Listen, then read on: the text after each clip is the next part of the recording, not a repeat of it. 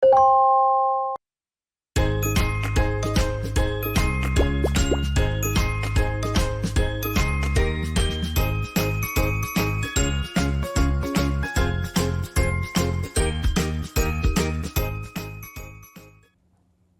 안녕하세요. 좌충우돌 책육아의 보슬맘과 까슬맘입니다. 보슬맘 책육아 좀 하신다 들었습니다. 책육아인지는 잘 모르겠는데 책을 중심에 놓고 사는 엄마이기는 한 것 같아요. 제가 제일 좋아하는 곳도 도서관이고 자주자주 다니면서 제가 좋아하는 책, 아이들이 볼 책 잔뜩 빌려다 놓죠. 저희 거실에 전면 책장이 있는데요. 요즘 책 표지 너무 멋있잖아요. 네. 책을 쭉 펼쳐놨다가 또 새로운 걸로 딱 바꿔놓고 하는 그런 재미도 쏠쏠합니다. 그런데 책 육아서대로 잘 굴러가다가도 돌발 상황이 생기면 내가 잘 하고 있는 건가 이런 불안한 마음이 들잖아요. 네, 맞아요. 그래서 오늘 이 시간에는 책 육아의 이상과 현실이 어땠는지 각자의 경험담을 나누어 보려고 합니다. 자, 이 OX 카드, OX 퀴즈 형식 어떠세요? 재밌겠습니다. 그러면 본격적인 얘기를 하기 전에 저희가 어쩌다가 책 육아를 시작하게 됐는지 간단히 소개를 하면 이 영상을 보시는 분들께 조금은 도움이 될 것 같아요. 보슬만 먼저 소개해 주시겠어요? 네. 저는 초등학교 6학년이랑 2학년 아들 둘을 키우는 엄마입니다. 저는 어렸을 때 3남매 중에 막내로 컸는데요. 그때는 사교육도 별로 없었고 심심할 때가 되게 많았거든요. 그리고 혼자 있을 때도 많았고요. 근데 책을 읽게 되니까 그 속에 너무 무궁무진하고 다양한 세계가 있더라고요. 그래서 책에서 위로를 많이 받으면서 자랐어요. 그래서 우리 아이들도 책과 친해지게 해주고 싶다라는 마음을 자연스럽게 가졌던 것 같아요. 까슬맘은 어떠셨어요? 저는 보슬맘처럼 어렸을 때 책을 많이 읽고 자라지는 않았어요. 그래서 애가 태어나도 엄마가 아이한테 책을 읽어준다 이런 생각조차도 못했었거든요. 지금 저희 큰애가 6학년인데 한 4살 때쯤에 아는 엄마 따라서 도서관을 가게 됐어요. 그때 처음으로 책 육아라는 걸 알게 됐는데 당시에 제가 애들이랑 그 말을 할 게 없어가지고 상당히 힘든 시기였었거든요. 그런데 그림책을 읽어주니까 그냥 저절로 얘기거리가 생기더라고요. 참 좋았습니다. 그래서 지금은 뭐 강의나 책 같은 거 읽으면서 애들이랑 책 활동하려고 노력을 하다 보니까 엄마표 수학, 엄마표 영어 이런 것도 하고 있어요. 저는 책 좋아한다고 하면서도 막상 책 육아 강의나 서적을 찾아볼 생각은 별로 못했던 것 같아요. 시작이 많이 달랐네요. 그리고 또 엄마표 영어 수학? 저는 사교육에 의존하고 있는데 좀 대단하신 것 같아요. 아닙니다. 자, 이제 본격적으로 시작을 해볼게요. 첫 번째 질문입니다. 책 많이 읽어준 아이들은 한글을 쉽게 뗀다. 한번 OX판 들어볼게요. 하나, 둘, 셋. 둘 다 X네요. 네. 어째서 X이실까요? 저희는 그 첫째보다 둘째가 책 읽어주는 소리에 좀 많이 노출이 됐거든요. 근데 이 애가 오히려 한글 떼는 건 어려웠어요. 예, 애들한테 본격적으로 책을 읽어줬던 게 첫째가 한 만 4살, 그리고 둘째는 2살쯤이었는데 어린이집에서도 한글을 안 가르쳐 줘가지고 노출이 아예 없었거든요, 학습적으로. 그런데 첫째는 제가 책을 읽어주면 눈이 글자에 가 있는 거예요. 그러더니 얼마 되지 않아서 글을 뗐어요. 그래서 이게 책 읽어주기에 힘이 이런 거구나 하고 제가 둘째도 이렇게 될 거라고 굳게 믿고 있었거든요. 이 시기가 좀 다를 뿐이지 기다려주면 이 아이도 활자에 관심을 가지게 될 거고 결국에는 글을 뗄 거야. 그렇게 기다렸는데 입학할 때까지도 글을 못 떼서 1년 전에는 좀 가르쳐 줄 걸 하고 후회를 했습니다. 저도 그 입학할 때까지 그 초조한 그 마음 잘 알 것 같아요. 그러시군요. 보슬맘네 집도 그러셨나요? 네. 저도 첫째랑 둘째가 완전히 달랐거든요. 저는 이제 아기 때부터 책이랑 항상 같이 살고 책도 막 많이 읽어주고 그랬으니까 뭐 한글은 뭐 당연히 금방 아는 거 아니야? 그래서 뭐 한글 뭐 모르겠어? 뭐 이렇게 생각을 하고 있었는데 첫째가 진짜 한글을 학교 입학하기 바로 전에 그때까지 진짜 되게 고생을 많이 했어요. 저희는 약간 학습식 유치원이어서 한글 학습지도 6살 때부터 주셨거든요. 근데 가르치는데 계속 알려줘도 계속 모르고 다른 친구들은 막 진도를 나가는데 얘는 계속 거기 머물러서 또 반복하고 또 반복하는 거예요. 그래서 그때 막 뒷목 잡고 막 이거 좀 애를 좀 잡았습니다. 그때 너무 이해가 안 가서 그랬던 것 같아요. 근데 지금은 6학년인데 뭐 글 잘 읽기는 하는데 아직도 맞춤법을 그렇게 꼼꼼하게 알고 그러지는 못하더라고요. 근데 반면에 저희 둘째는 5살 때 정도부터 이제 지나다니면서 막 그런 자동차 번호판 같은 거에 낱글자 막 하나씩 읽어보고 이러더니 그냥 저절로 떼는 거예요. 그래서 우리 집 같은 환경에서 같이 사는데 책을 많이 왜 이렇게 다르지? 책 많이 읽어줬다고 꼭 한글을 다들 잘 떼는 건 아니다 이런 생각이 들었습니다. 네, 맞아요. 아이마다 좀 다르게 접근을 해야 되는 것 같아요. 그러면 다음 이야기로 한번 넘어가 볼까요? 네. 책 많이 읽은 아이들은 공부를 잘한다. 이런 이야기는 어떻게 생각하시나요? 하나, 둘, 셋. 짜잔. 이번에도 저희가 다 X를 들었네요. 보슬맘도 책과 공부가 좀 상관이 없다 이렇게 보시나요? 단지 우리 애들 얘기기만 하긴 한데 지금까지는 저희는 애들은 책은 많이 본 것 같은데 한글을 뗀 속도 그리고 타고난 부분이 아직까지는 공부에 더 영향을 미치지 않았나 이렇게 생각이 들어요. 그 한글을 알아서 뗐던 둘째는 이제 유치원이나 학원을 보내면 거기서도 빠르다, 잘한다 이런 소리를 듣는 걸 보니까 좀 언어 감각이 있는 거 그리고 좀 암기가 빠른 거 이런 거를 한국에서는 참 많이 인정을 해준다.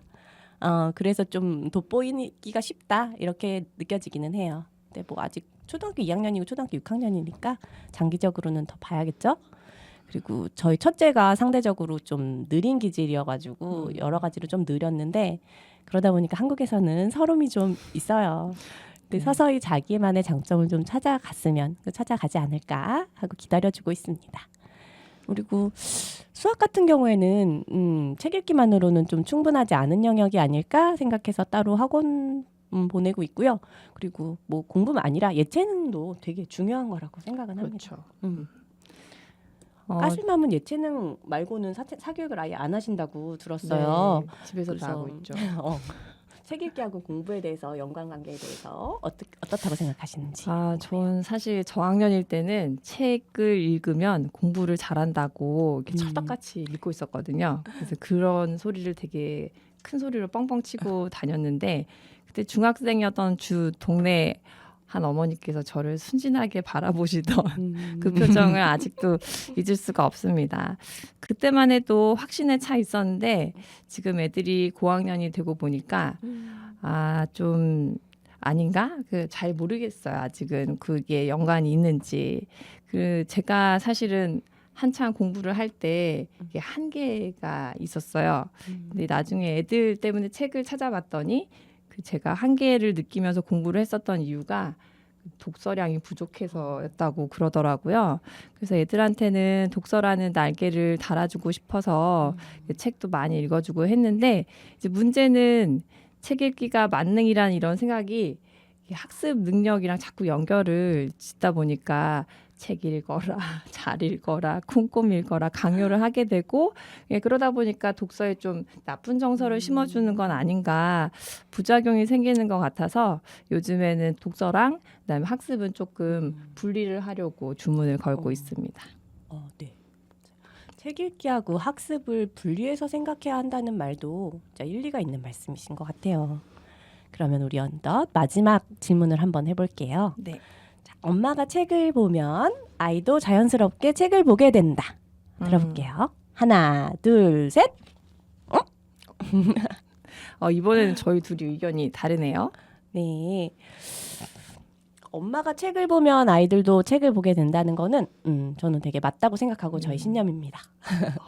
제가 책을 보고 있으면 저희 집에서는 아이들이 엄마 같이 책 봐요 하면서 자기 책 가지고 와가지고 제 옆에 막 와서 궁뎅이 비비거든요. 귀엽습니다. 책 읽기가 이렇게 자연스럽게 생활 일부가 되니까 책에 대한 거부감 같은 거는 확실히 없어요. 그리고 재밌는 책이 있으면 아침에 일어나자마자 책부터 집기도 하고 또 뭐 쉬는 때 짬짬이 책도 많이 읽고 밥 먹을 때도 읽고 뭐 화장실 갈 때도 읽기도 합니다. 그리고 심지어 보상이 될 때도 있어요. 그래서 엄마 나 이거 숙제 한 가지 했으니까 책 봐도 돼요? 이렇게 그러면은 10분만 보고 빨리 돌아와 막 이렇게 생색을 내기도 하고 그렇습니다. 공부 뭐 관련은 어떤지 모르겠지만 그걸 떠나서 책으로 자기의 여가 시간을 보낼 수 있다는 것 자체는 저는 그렇죠. 너무 이 책 육아에서 좀 가장 만족하는 그런 부분이에요. 저희 둘째가 뭐 학습은 뭐 빠르다 어쩌다 하지만 살짝 보면은 좀 산만하거든요. 그리고 심심하면은 좀 못 견뎌요. 뭐 어쩔 줄 몰라. 근데 책이 없었으면 좀 심심할 때마다 게임 시켜달라고 하거나 게임에 되게 빠지기 쉬운 그런 스타일이야. 그리고 TV 보여달라고 막 이렇게 졸랐을 수도 있을 것 같아서 아이랑 그런 관계를 위해서도 참 이렇게 책 읽는 버릇이 든 게 감사하다고 생각하고 있어요. 다만 저는 책은 많이 빌려다 주는데 어떤 책을 고르는지는 막 통제하거나 그러지는 않아요. 그럼 학습 만화도 보여주시나요? 네네네. 학습 만화도 굉장히 좋아하죠. 굉장히 좋아하는데 이걸 좋아하시는 분도 있고 싫어하시는 분도 있는데 저는 딱히는 제한하지 않고 오히려 이제 아이들이 굉장히 좋아하니까 신간이 나오면 막 제일 먼저 막 빌려다 줍니다. 그리고 학교 갔다 왔는데 이 전면 책장에 딱 그런 거 있으면 막 우와, 엄마 이거 드디어 들어왔어? 그래서 엄마 최고 막 이러면서 되게 좋아해요. 그래서 그런 책 정서에는 좋은 것 같고요. 그리고 책을 이렇게 여러 가지 빌려왔을 때 학습 만화를 가장 먼저 이제 선택을 하기는 해요. 그래서 후루룩 보고 나서는 그때는 또 다음에는 또 심심하잖아요. 그러면은 또 줄글 책도 곧잘 읽고는 해서 그게 걱정하진 않습니다. 근데 또 좀 아쉬운 점이 있다면 제가 책을 골고루 읽어야 된다고 하거나 이런 건 좋은 책, 이런 거는 좀 도움 안 되는 책이야 이렇게 딱히 말을 해주지 않았으니까 첫째는 문학만 좀 읽고 비문학을 별로 안 좋아하는 편이고요. 둘째는 이제 표지 그림이 일단 좀 재밌어야 돼. 그렇죠. 좀 웃겨야 돼. 네. 그런 책 아니면은 지루하지 않을까 이러고 선택을 안 하려고 하는 것 같아요. 그래서 편독이 조금 걱정입니다. 네. 까슬맘은 저랑 방침이 좀 다르시죠? 네, 어떠세요? 저희 집도 뭐 애들이 골고루 책을 좀 잘 안 읽습니다. 좋아하는 것만 읽으려고 해요.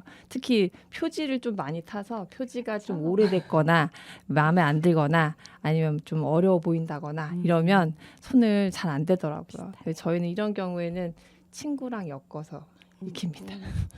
조작이 들어가죠. 그리고 저희는 이 조작하는 엄마인 만큼 자연스러운 보스맘넷 같은 그런 책 읽기보다는 일과 시간표를 짜고 그다음에 정해진 독서 시간에 책을 읽자 이렇게 하고 있어요. 근데 이래서 그런지 엄마가 그 독서 시간이 아닌 때 책을 읽고 있으면 관심이 없어요. 그래서 엄마가 책을 읽어도 애들이 책을 읽는지는 잘 모르겠어요. 다만 이제 제가 자기들 책을 읽고 있으면 왜 읽냐 하면서 관심을 좀 보여서 이렇게 하다 보니까 애들이 자기가 재미있게 읽은 책은 추천책이니까 재밌으니까 꼭 읽어보세요 이렇게 하고 주고 가거든요. 근데 애들 책도 이제 요즘 두께가 좀 두꺼워져서 다 읽어내기는 좀 버겁습니다. 보니까 저는 이제 애들의 관심을 얻기 위해서 제가 책을 읽었다면 보슬맘네는 엄마가 책을 즐기고 이걸 또 아이들이 자연스럽게 배우는 것 같아서 이런 자연스러운 독서 모습이 참 부럽습니다. 장단점이 있을 것 같아요. 저는 까슬맘이 그 집중해서 책을 보는 시간을 딱 마련을 해주시고 또 하루 일과 시간표도 이렇게 체계적으로 딱 간다고 하니까 좋은 점도 되게 많아 보여요. 이게 그 하루 일과 중에 독서 시간을 좀 정해 놓으면 좋은 점도 있긴 있어요. 왜냐하면 꾸준히 읽거나 이런 데는 도움이 되고 특히 이제 책 읽기가 좀 거리가 멀어지고 있다, 소원해지고 있다 이럴 때도 챙기기가 쉽거든요. 그런데 자칫 의무 독서가 될 수도 있는 것 같아요. 저희 첫째 같은 경우에는 뭐 책을 한창 재밌게 읽다가 정말 재밌는 부분인데 독서 시간이 끝났다 이러면은 엄청 아쉬워하거든요. 너무 재밌는데 독서 시간 끝이네 이러고 탁 덮어요. 이게 엄마 생각에는 재밌으면은 계속 읽어야 될 것 같은데 아이는 독서 시간 끝났으니까 이제 더 안 읽을래 하고 생각이 다르더라고요. 저희는 그런 점이 좀 아쉽습니다. 정해진 시간이 있으니까 또 너무 또 칼같이 지켜주네요. 네, 저도 아쉬운 점은 있는데요. 저는 제가 이렇게 좀 책을 읽고 나서 질문을 좀 더 이끌어내주거나 독서 활동을 조금 더 해줬으면 좋지 않았을까라는 생각이 드는데요. 왜냐하면 저희 아이들이 책은 본다고 보는데 그렇다고 말주변이 좋거나 글쓰기를 좀 잘하지는 않더라고요. 또 상관이 없나 봐요. 네, 상관없는 것 같아요. 그래서 제가 요즘 독서 모임에 약간 빠져 있어서 여러 가지 독서 모임 하고 있는데 말하기나 글쓰기에 도움이 되게 많이 되더라고요. 그래서 그냥 책 보는 거 말고 이렇게 아이들도 독서 모임을 좀 하면서 깊이 있게 책을 봤으면 좋겠다라는 생각이 들어서 이제 아이들한테 얘기를 해봤는데 저희 6학년 친구는 이제 좀 되게 부끄러움이 많아요. 그래서 남들 앞에서 말을 하기가 어렵다 이렇게 하면서 그리고 좀 약간 이렇게 빼더라고요. 그리고 저희 둘째도 이제 적당한 친구들 모아서 이렇게 시간을 맞추기도 좀 쉽지 않아서 아이들 독서 모임 해줘야 되겠다 하는 거는 계속 숙제로 남아 있을 것 같습니다. 네, 맞아요. 이 독서 모임이 장점이 정말 많잖아요. 이 좋은 걸 애들한테도 경험을 해주게 하고 싶은데 막상 아이를 설득하기도 쉽지가 않고 애가 한다고 해도 친구 모으는 것도 정말 쉽지가 않더라고요. 이 정말이지 쉬운 게 하나도 없습니다. 이렇게 책류가 이야기를 보슬만과 나누다 보니까 다른 집 책류가는 어떻게 잘 굴러가고 있는지 궁금해지네요. 저희 집 상황을 돌아보게 되기도 하고요. 보슬맘은 오늘 어떠셨어요? 네, 저 방송 준비하면서 책 많이 읽어줬다 막 이렇게 자부하고 있었는데 또 저의 책류가를 다시 생각해 보게 되는 계기가 되는 것 같네요.